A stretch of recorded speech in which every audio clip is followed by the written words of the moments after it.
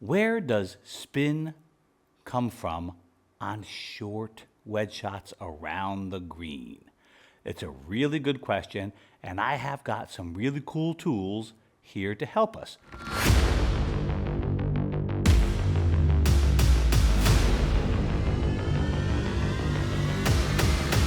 This came from my friends, Paul Wood, Eric Hendrickson. They are two very brilliant researchers at Ping, and they happened to send me, check this sucker out. That, boys and girls, is a grooveless wedge, and I have my normal Callaway full groove 60 degree. Well, you'd imagine that the one with no grooves has no spin. Oh, by the way, gosh, now I remember something 30 years ago in Florida. There was a company selling a grooveless wedge. Interesting. So you would think that the grooves are where the spin comes from. And by the way, I've cleaned this out, and it is a terribly new wedge. There's nothing in there. By the way, you put crap in your grooves. Oh, grass is just like crap, as we'll discuss later. And you don't clean your wedge, well, then you deserve to not get any spin, especially off of turf, not a mat indoors. The third tool that I have is this trusty spritzy bottle from my baby daughter, who's now in college.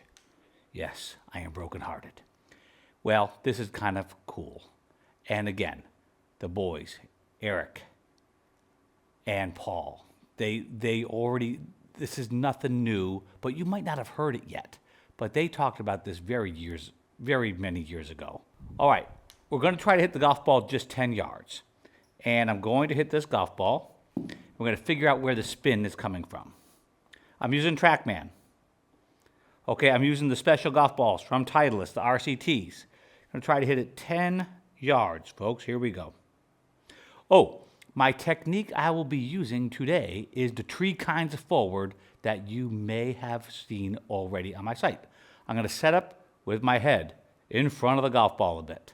I'm going to move forward on the backswing and a little forward on the downswing. Why? Because the divot follows me around.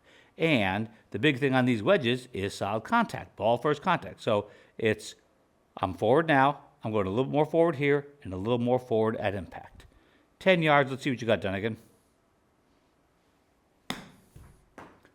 Okay, now I launched it at 26 degrees and I carried it 11 yards, a little long. I hit 9 degrees down. Okay, and we have some really interesting data that we have to share.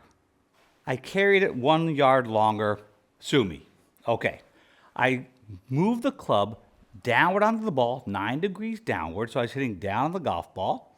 That helps me hit super solid. Out of 60 degrees, I brought dynamic loft 42 degrees. So I have taken off almost 18 degrees of loft. That would be forward shaft lean. Now the spin loft is the difference between the attack angle. If I do my math, 9 and 42 goes to about a 52 spin loft. And that is the difference between how much I hit down on the golf ball and the loft I delivered. Okay?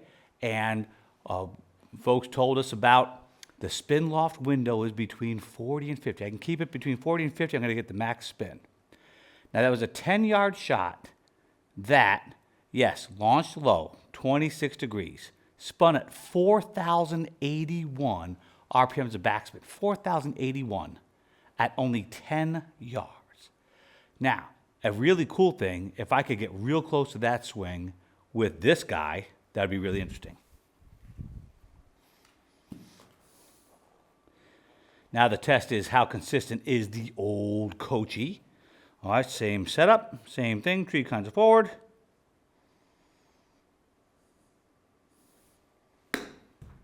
That was very close to it. The grooveless golf club went 11 yards, 9.4 down, dynamic loft 41, spin loft 50, and here, well, I got italics right here. That means she might not have been sure of the spin. All right, that was very cool. Very similar launch conditions. Lost a bit of spin. Let's see what that ball says. Oh, that's not one of the radar balls. Folks, you gotta get the radar balls if you're gonna use TrackMan indoors.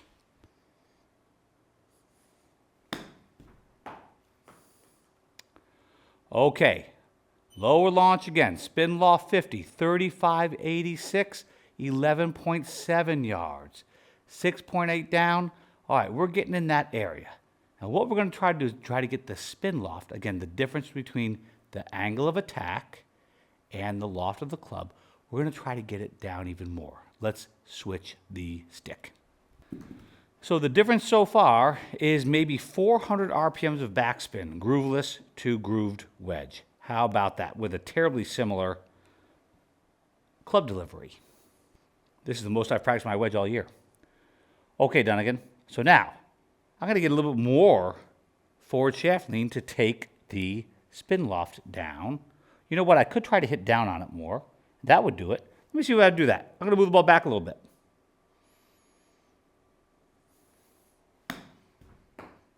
That was a little soft.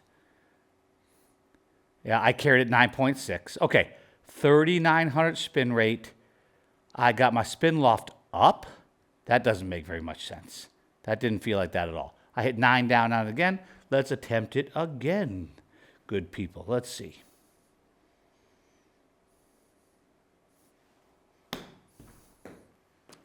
That was hit so solid. I'll be gone. Let's see, 11.7. Okay, I'm getting superstar status with my club speed and carry distance. I'm within a yard every time. I didn't even know I had that in me. All right, 3190. Got to check that ball again. All right, here we go.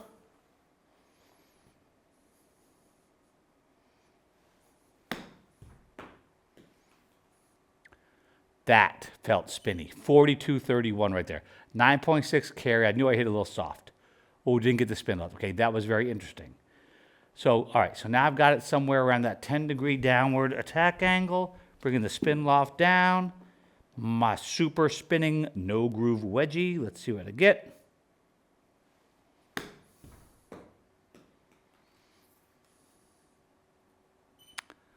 All right, 11.9 yards, a little strong. All right, attack angle 8 down. I'm gonna go a little bit more.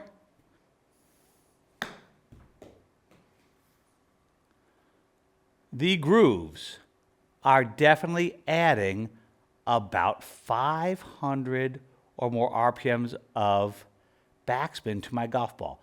I'm consistently 9 or 10 down there. Okay, all right, this is really interesting. So now we have something really cool going on. We have our spritzer. What happens if the golf club, actually, let's do it the right way. What if my ball's wet? This ball being wet is very similar to the ball being in rough. Rough is just moisture. Anything gets between the club face and the golf ball is not that great. Actually, sand doesn't suck though. That can increase the friction. Okay, and our theory now is with a wet golf ball, I should have a little less friction and therefore a little less spin. And oh, I can see the beads of water, just like grass. I hit that as good as a golf ball gets hit, just so you know.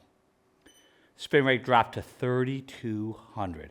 11 carry again. The kit is consistent. Launch angle 29.5. Very cool. Now, so I lost a bit of spin there, right? Well, now let's go with this guy.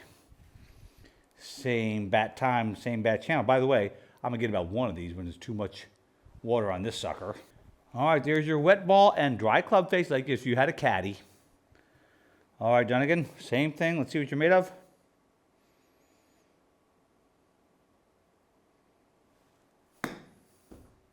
Oh. Did you see that?